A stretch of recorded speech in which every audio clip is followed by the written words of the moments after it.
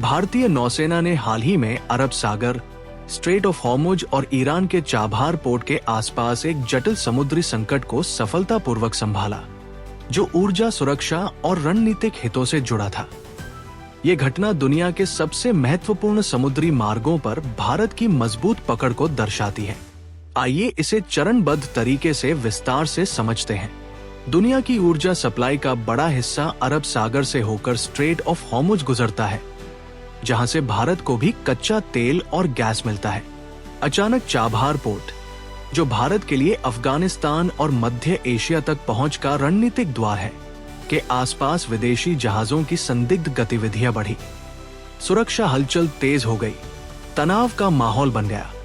नई दिल्ली ने इसे गंभीरता से लिया, क्योंकि चाबहार सिर्फ बंदरगाह नहीं, बल्कि भारत की चाबहार समझौते के तहत विकसित रणनीतिक संपत्ति है। उच्च स्तरीय अलर्ट जारी हुआ, भारतीय नौसेना को तैनाती के आदेश मिले। स्ट्रेट ऑफ हॉर्मुज दुनिया का सबसे व्यस्त तेल मार्ग है। यहां से वैश्विक 20 से 30% कच्चा तेल गुजरता है। रिपोर्ट्स के अनुसार तनाव के दौरान यहां 38 भारतीय व्यापारी जहाज फंस गए, जिनमें विशाल तेल टैंकर शामिल थे। इनमें हजारों टन ईंधन लदा था। अगर ये प्रभावित होते तो भारत में ईंधन संकट हो जाता, अर्थव्यवस्था चरमरा जाती। नौसेना ने तुरंत इंस विक्रांत, भारत का सबसे बड़ा स्वदेशी एयरक्राफ्ट कैरियर, को रवाना किया। विक्रांत पहुंचते ही इसके डेक से लड़ाकू विमान उड़े, हवाई घेराबंदी बनी। रणनीति साफ थी, सबसे महत्वपूर्ण जहाज पहले बचाओ। शिवालिक और नंदा देवी तेल गैस से लदे को प्राथमिकता दी गई।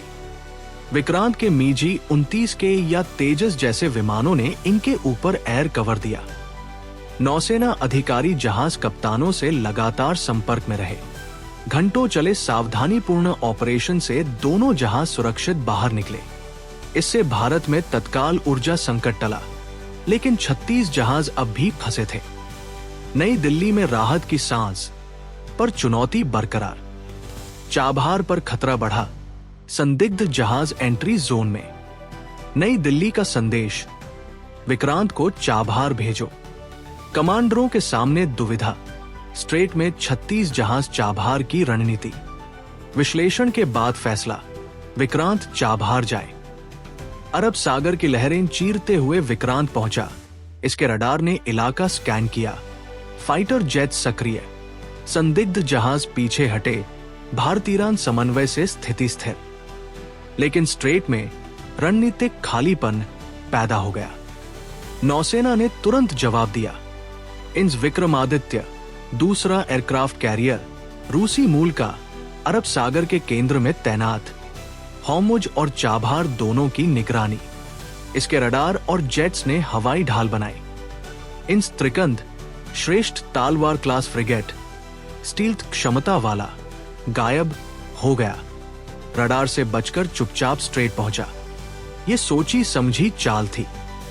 त्रिकंद ने अदृश्य घेरा बनाया, जहाज कप्तानों को सुरक्षित चैनल से सूचना दी।